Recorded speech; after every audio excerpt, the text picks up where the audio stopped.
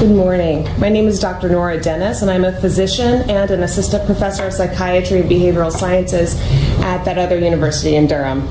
I'm a Tar Heel born of two Tar Heels, however, and I attended UNC as a Moorhead Scholar, class of 2001, and received my master's in public health from the Gilling School. I am here to say simply that Silent Sam's time here is finished. My grandfather, John Eric Wilson, was a professor emeritus of biochemistry here at UNC. When he moved from Cornell to UNC in 1951, he and my grandmother, Marion, were shocked at the way that older black people dropped their gaze and shuffled backward when approaching white people in the street.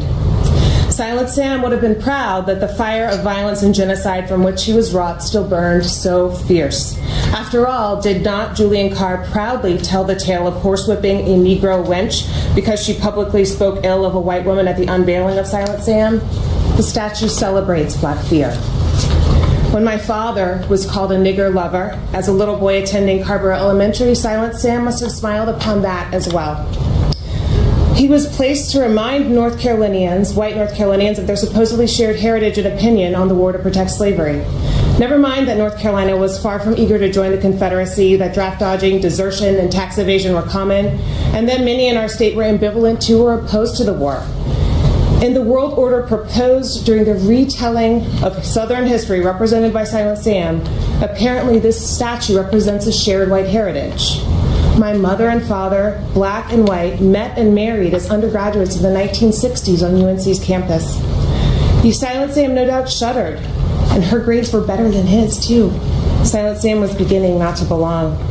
When I chose UNC over Harvard and Stanford, it was because I believed in Charles Perrault's beautiful statement that it was a university of the people, and because I loved my state and my community. The continued presence of a prominent statue celebrating white supremacy on a campus that purports to be for all of us is an insult. Silent Sam belongs to the campus about as much as a statue of the soldier of the Third Reich.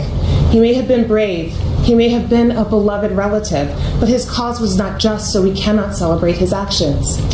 And by the way, my children are directly descended from a Confederate soldier, and my brother-in-law is a great-great-grandson of Stonewall Jackson. We don't celebrate their actions.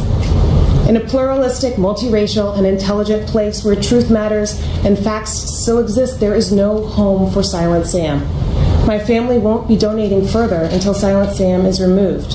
Having read the NC General Statute, Chapter 100, I would say that Silent Sam needs to be moved for reconfiguration of the open space of the quad near Franklin Street, given the hubbub that has erupted in his presence. I call on the Board of Governors to petition the North Carolina Historical Commission to remove the statue. We deserve better. Thank you.